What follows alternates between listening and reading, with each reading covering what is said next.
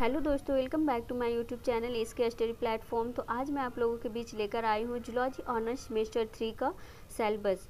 तो दोस्तों, आप लोगों को पता है कि सेमेस्टर 1 में हम लोग पढ़े थे core 1 and core 2 end semester 2 में पढ़े थे कोर 2, कोर 3 एंड कोर 4। तो अब हमें सेमेस्टर 3 में पढ़ना है कोर 5, कोर 6 एंड कोर 7। तो दोस्तों, आप सब इस वीडियो में कंटिन्यू बने रहिए। मैं बारीकी से एक एक करके मैं कोर 5, कोर 6 और कोर 7 में हमें क्या पढ़ना है वो मैं आप लोगों को डिटेल्स बताऊंगी क्या है इसका सिलेबस। तो चलिए हम लोग शुरू करते हैं। तो यहाँ पे देख सकते हैं आप लोग कि कोर 5। तो सबसे पहले हम लोग कोर 5 में देखते हैं कि हमें क्या पढ़ना है। तो कोर 5 में हमें मैमेलियन फिजियोलॉजी पढ़ना है। तो चलिए अब आगे देखते हैं कि मैमेलियन फिजियोलॉजी में हमें क्या पढ़ना है।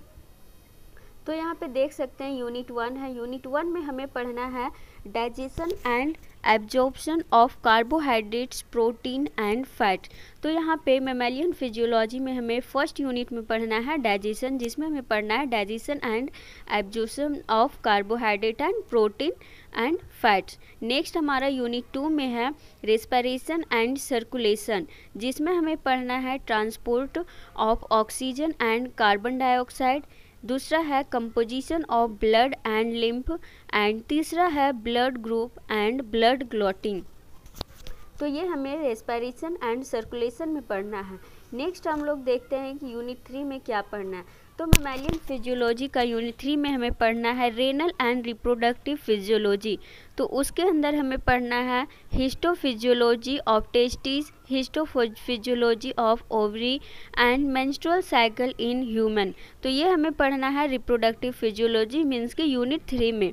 एंड नेक्स्ट हमारा है यूनिट 4। यूनिट 4 में हमें पढ़ना है नर्व फिजियोलॉजी।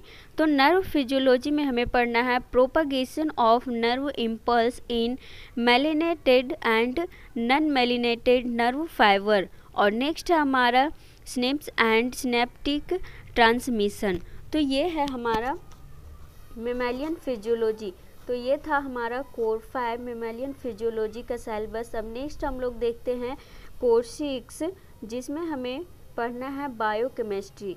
तो यहाँ पे देख सकते हैं हमारा कोर 6 में पढ़ना है बायोकेमिस्ट्री। तो चलिए देखते हैं बायोकेमिस्ट्री में क्या क्या पढ़ना है। तो बायोकेमिस्ट्री में यूनिट 1 में दे रखा है हमारा बायोमॉलिक्यूल्स। तो बायोमॉलिक्यूल्स में हमें है पढ़ना अमीनो एसिड, जिसमें हम अमीनो एसिड का प्रॉपर्टीज, स्ट्रक्चर एंड क्लासिफिकेशन पढ़ना है। नेक्स्ट है हमारा प्रोटीन्स। तो प्रोटीन्स में हमें classification, structural organisation and conformation, ये 3 को पढ़ना है। नेक्स्ट आगे हम लोग देखते हैं, आगे है कार्बोहाइड्रेट। तो कार्बोहाइड्रेट में हमें पढ़ना है structure, classification and biological significance. और 1.4 मीन्स के अगला टॉपिक है लिपिड्स। तो लिपिड्स में हमें पढ़ना है लिपिड्स का structure, classification and biological significance. तो ये हमारा हो गया यहाँ पे जो बायोमॉलिक्यूल्स है उसका। तो आगे अब हम लोग देखते हैं। तो नेक्स्ट हम लोग का बायोकेमिस्ट्री में यूनिट 2 में एंजाइम्स पढ़ना है। तो अब देखते हैं कि एंजाइम्स में क्या है। तो एंजाइम्स में हमें मैकेनिज्म ऑफ एंजाइम एक्शन, जो होता है मैकेनिज्म ऑफ एंजाइम एक्शन पढ़ना है। यूनिट 3 में हमें पढ़ना है न्यूक्लिक एसिड, जिसमें हमें पढ़ना है डीएनए का स्ट्रक्चर। जो डीएनए का जो डबल हेलिक्स मॉडल होता है, जो कि वाटसन और क्रिक का मॉडल जिसे कहा जाता है, उसे हम लोगों को पढ़ना है। नेक्स्ट है हमारा यूनिट 4। तो यूनिट 4 में हमें पढ़ना है मेटाबॉलिक पाथवे। तो मेटाबॉलिक पाथवे में देखते हैं क्या क्या पढ़ना है। तो मेटाबॉलिक पाथवे में पढ़ना है glycolysis, Krebs cycle, beta oxidation, इसका हो गया।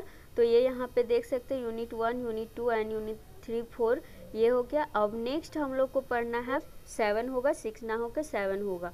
तो यहाँ पे हम लोग देखते हैं कोर्स 7 में हमें इंडोक्राइनोलॉजी पढ़ना है। तो इंडोक्राइनोलॉजी में यूनिट 1 में हमें पढ़ना है क्लासिफिकेशन ऑफ केमिकल मैसेंजर्स। जो केमिकल मैसेंजर्स होते हैं उनका क्लासिफिकेशन पढ़ना है। जैसे में हार्मोन्स एंड इट्स क्लासिफिकेशन, जो हार्मोन्स होते हैं और उनके क्लासिफिकेशन को पढ़ना है। फिर फेरोमोन्स होते हैं उनका स्टडी करना है। एंड नेक्स्ट हमारा general mechanism of hormone action होता है, उसका स्टडी करना है।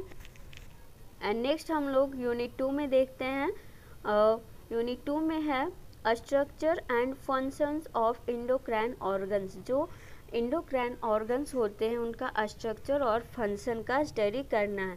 तो देखते हैं हम लोग कौन कौन सा एंडोक्राइन ऑर्गन यहाँ दे रखा है। तो फर्स्ट हमारा पिट्यूटरी है, थायराइड है, एडर्नल है एंड लास्ट है एंडोक्राइन पेनक्रियाज।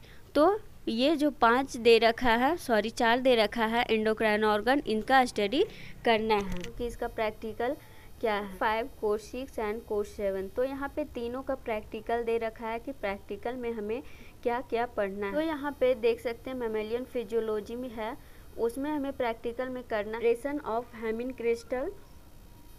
नेक्स्ट है RBC count by using haemocytometer and next 3 है estimation of haemoglobin using Sahli's method record. और 4th नंबर में है record of blood pressure by sphygmomanometer and 5 में है study of permanent slides of transverse section of organ.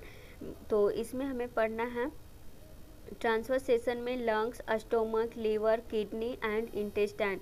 तो ये हमारा हो गया मैमेलियन फिजियोलॉजी का प्रैक्टिकल। एंड नेक्स्ट हमारा बायोकेमिस्ट्री में हमें पढ़ना है detection of biomolecules is in the unknown sample.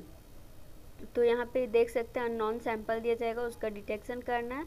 तो फर्स्ट है ए में है glucose, amino acid, protein, lipids and citric acid.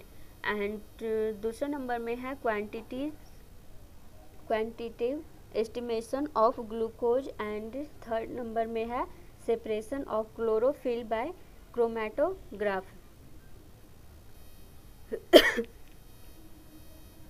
And next हम लोग इंडोक्राइनोलॉजी में देखते हैं। इंडोक्राइनोलॉजी में हमें पढ़ना है study of permanent slides of endocrine glands, thyroids, islets of Langerhans, adrenal, testis and ovary. तो ये हमारा प्रैक्टिकल का सिलेबस था।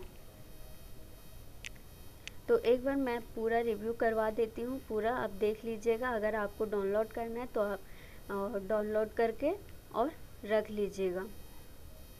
तो यहाँ से मैं धीरे धीरे स्क्रॉल डाउन कर देती हूँ, यहाँ से आप डाउनलोड कर लीजिएगा।